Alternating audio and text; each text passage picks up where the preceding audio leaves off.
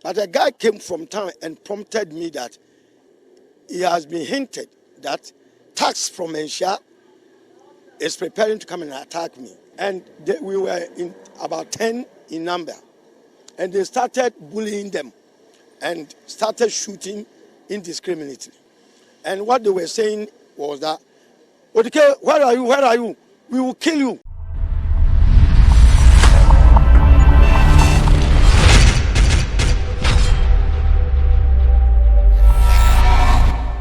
I ebusuafo sa me limo elekem kwa me amagama saba biom na me ma wakwa ba na me kire wo se mo nim ye nua bema Odike ai wono ena da no wotena simpie so eka se ai amode anka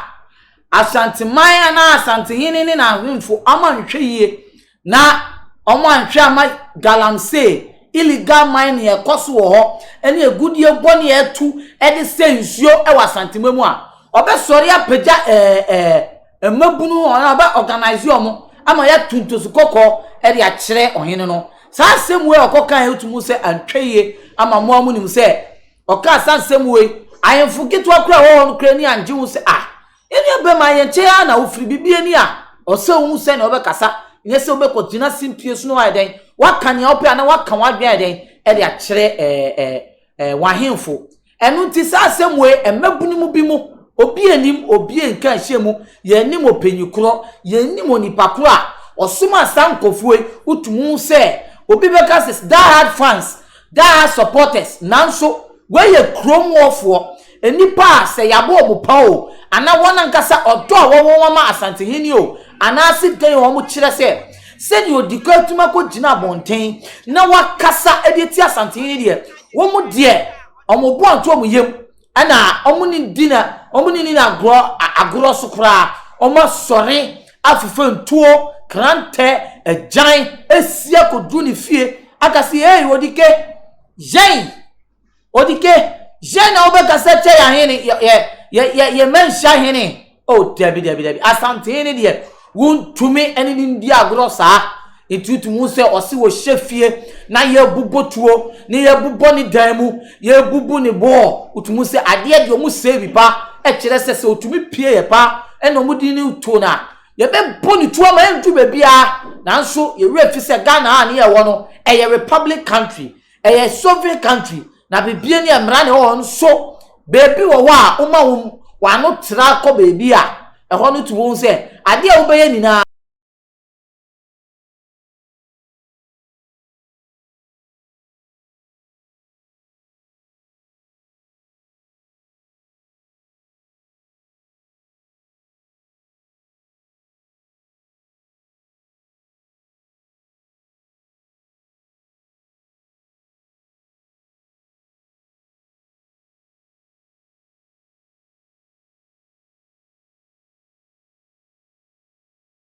And what they were saying was that, Odike, where are you? Where are you? We will kill you. We will kill you. Odike says he had to step into a hideout. But a guy came from town and prompted me that he has been hinted that tax from Manhyia is preparing to come and attack me. So I should not move. So whilst we were contemplating on how we can invite police, I was about to step out. I saw the tax through the glasses. I quickly jumped into my office, a corridor, a hiding place for a hideout. And we were in about 10 in number. And they started bullying them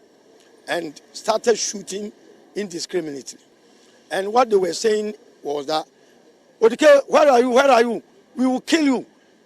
You are bringing the name of the king into disrepute. We will kill you. So I was there quietly. And when they were looking around, they couldn't find me. So they came out thinking that I may be in one of these shops. I I attempted to stop one from coming in by holding the door. He broke the glass door with the gun, then came my way to hit me with the butt of the gun. Your friend People who are after my life, how can I apologize to them? They want to kill me. So why do I go before my knees and beg them? That portion is past and gone. No reconciliation. The battle line has been drawn. I have to take good care of myself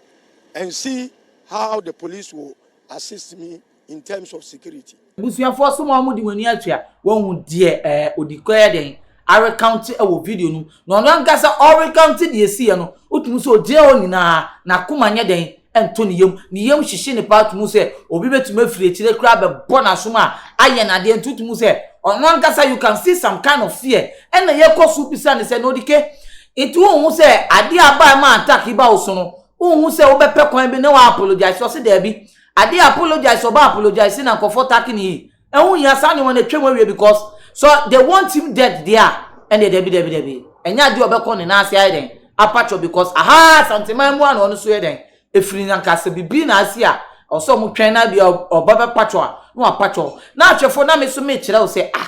na ke ni na ye hwemu a dia ko Odike ke ni na wo ka dia basebe enipa wa santiman mu because o hwemu a gold any forest no Odike oni bi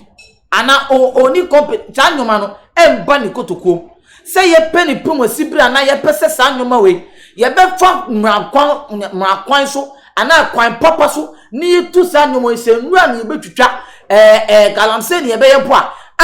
affect any natural thing na ye den e wo ho maye ni na ni papa mu na nso hwemu a ni e kofa asem ni na aba ni se obefa magunu ana ono de wo kire se obetu ntosu kokori ade ede ya kire asante hene ana se obeye demonstration ede etia no otumu hwe eno pe no kokan ya anka entweye nanso asem a wo kan sebi Odike de wo abo ne bra wanye du baabi nanso asem wo kan eye ntiri ba ho asem se ye tugo ni entu ni ya obo ase ye tugo du obo ase etesen obo ase etesen na asantimemu yese moli Ghana go de etu ni na won etu hwe forest wo asantimemu nanso how many interchange na wa asantimemu how many interchange na wa asantimemu development papa bi anko na politician that fakoti kwan na sebio menoti sum na so asante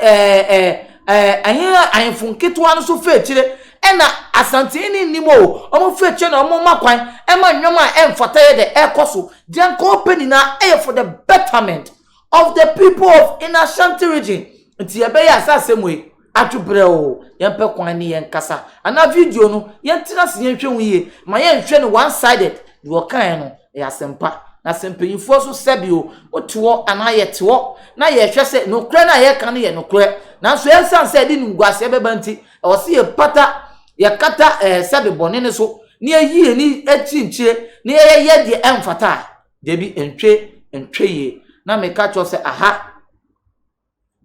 Xposed on Xposed trends in summer echoes ye the bedding ye the bedroom ahwefo montena se notification bell ne to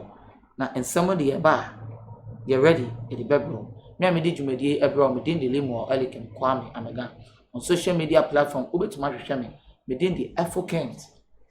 ye bedi incommodate na ya sende ye be say share Oniadofo de ne wo haw de ne wadwendwen de ne wo kodan na edan na wasiewie na wo penchensen papa de abosom anadan a wotimo na senso to a enwuno enunti ama wonna akwakoye bisi basa ene enne me de asempa enam ne true things ebie wo mo ensem de amasan krofo ni nyina se tutumi kana bra wo mo akache na wo mo emmeso wo haw no ano emfa ema enunti fa wo mo number e wo screen no eso na eni wo mo endi eye kasubo sase wo madwuma so aninti no adansifo age wo mo atum ne true things ana wo mo adwuma edanso na wontu sika engu da biara eda